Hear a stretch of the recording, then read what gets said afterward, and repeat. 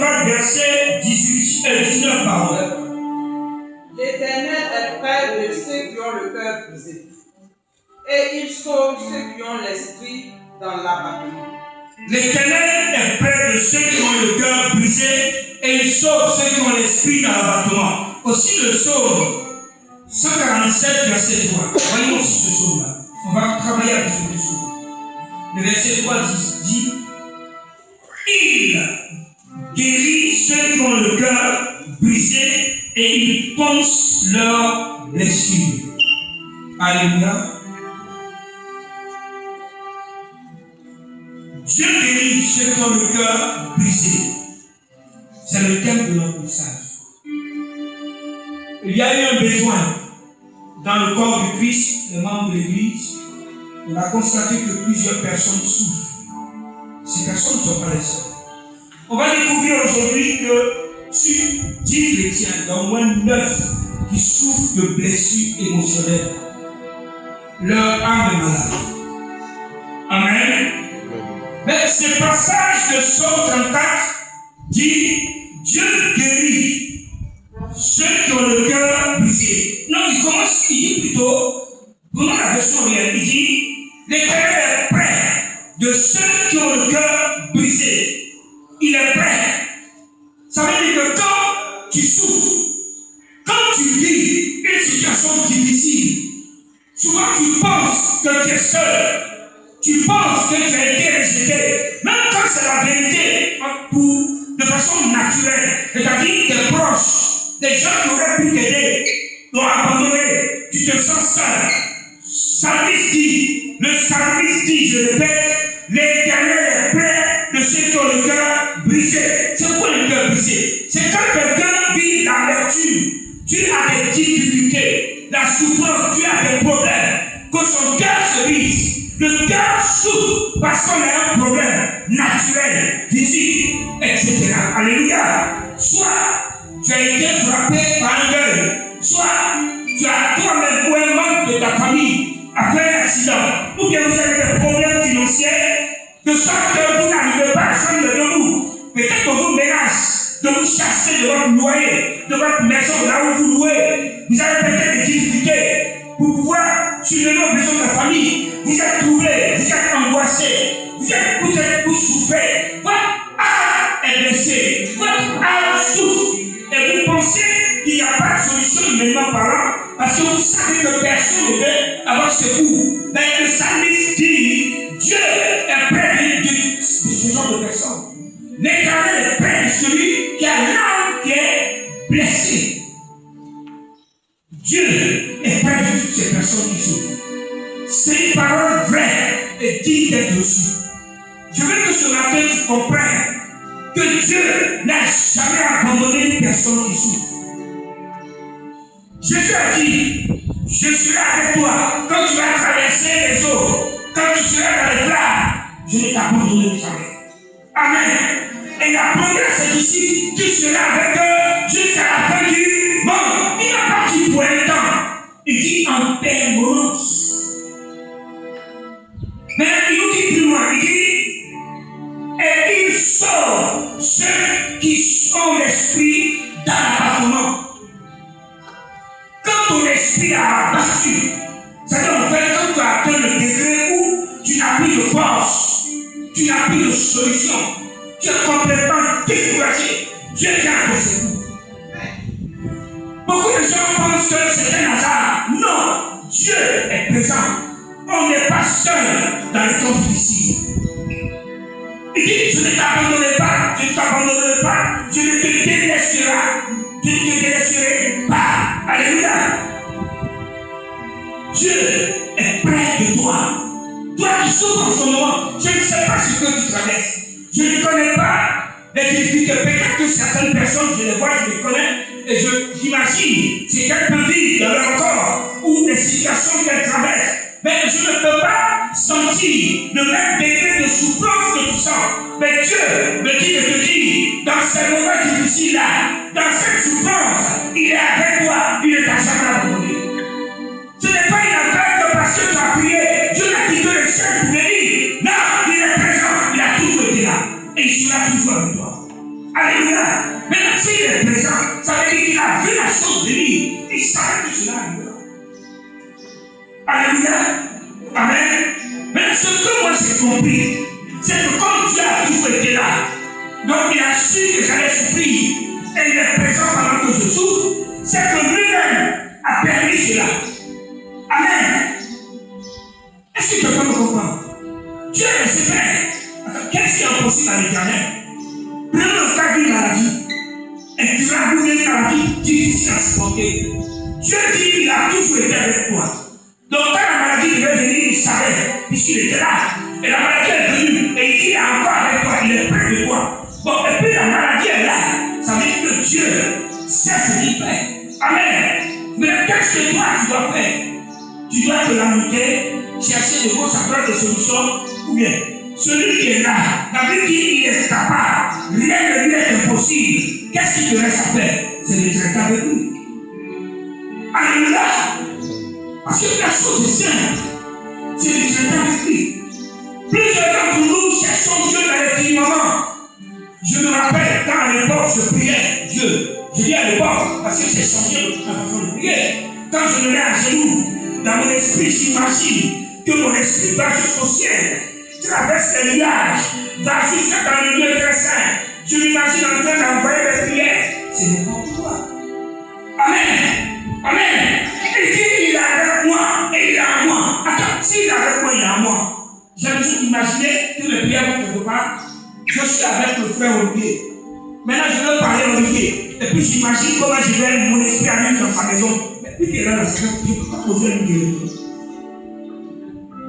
Parle à ton Dieu de ta situation, comme si tu parlais à ton frère qui est avec toi, à ton papa qui est à côté de toi. Parce qu'il dit, il est près de ceux qui souffrent.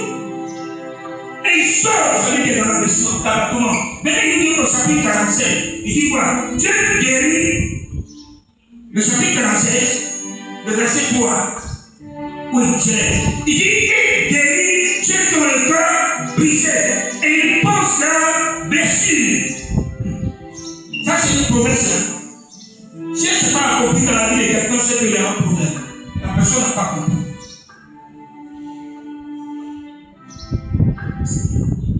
Esaïe a dit quelque chose. Avant d'interpréter ça, disons Esaïe 61, verset 1. Parce qu'il y a des passages qui nous permettent de bien comprendre d'autres. Esaïe 61, verset 1. La Bible déclare.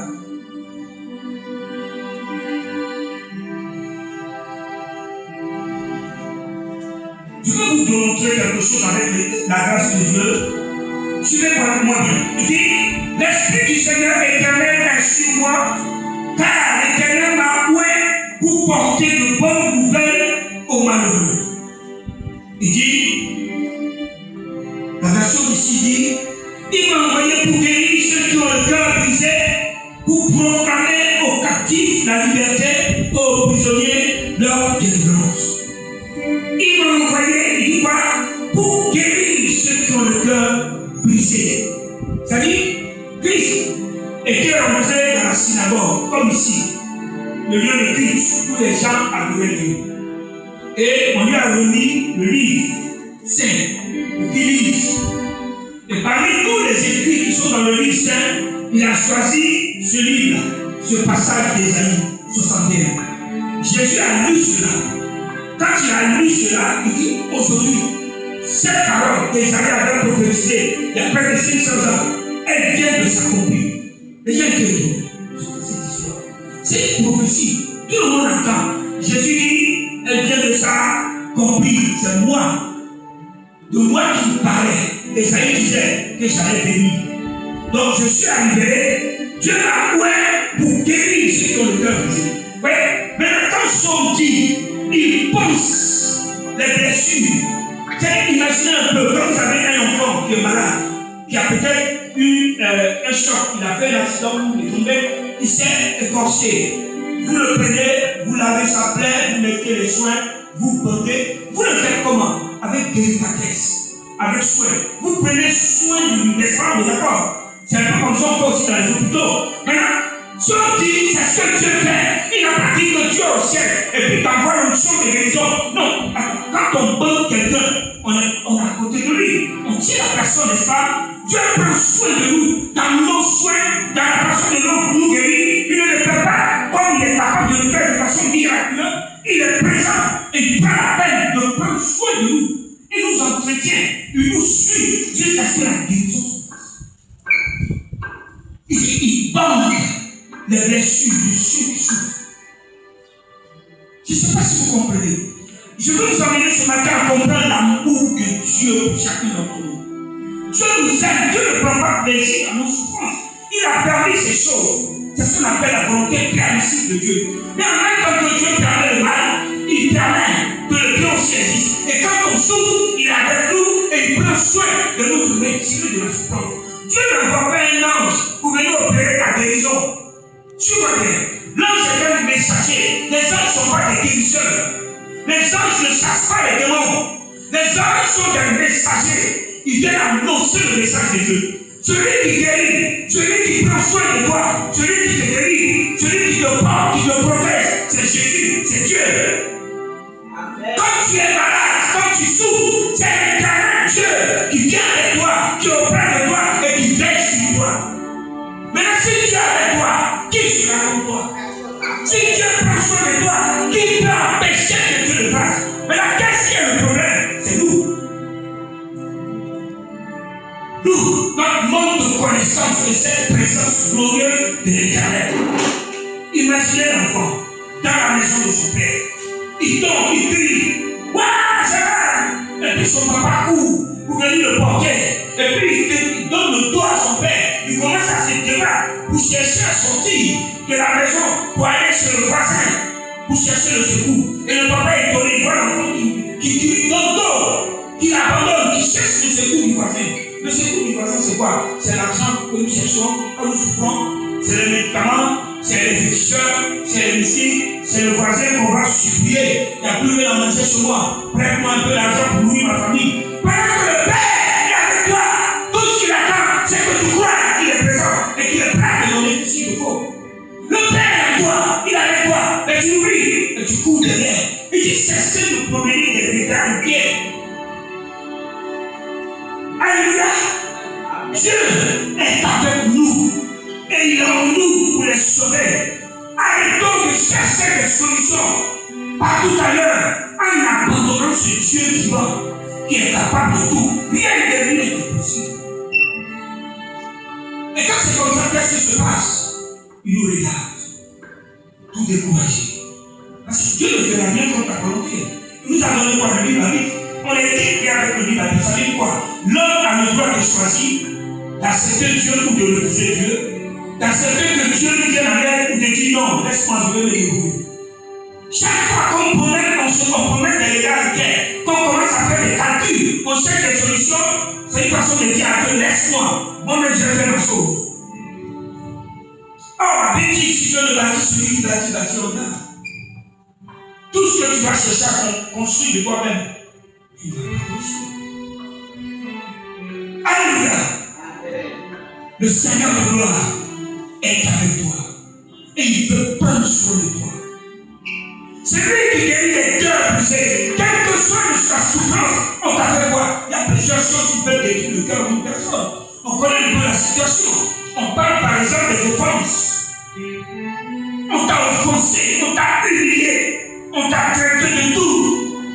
Certaines personnes ont été maltraitées même dans leur enfance et ça a gardé des séquelles, des blessures dans leur âme. Il y a des personnes à qui on a dit tu es rien, tu vaux rien, tu ne seras jamais rien. Quand on est venu de faire des choix, ces personnes ont choisi ce qui est misérable. Des petits boulots, où certaines femmes elles ont préféré sourire à des manœuvres que de dire bonjour à un boss qui la savait. Parce que toute sa vie, on lui a fait croire qu'elle était misérable, c'est un pauvre type qui doit l'épouser. Donc c'est ton cœur qui a été détruit. Ta valeur a été détruite. C'est ce qu'on appelle ton estime personnelle. Tu n'as plus de confiance en toi. Et Dieu est prêt à te guérir. Notre personne, ça a été. Dieu sait quelques blessures de l'âme. On a le rejet par exemple. Des gens ont le sentiment d'avoir été rejetés. Regardez un peu l'histoire de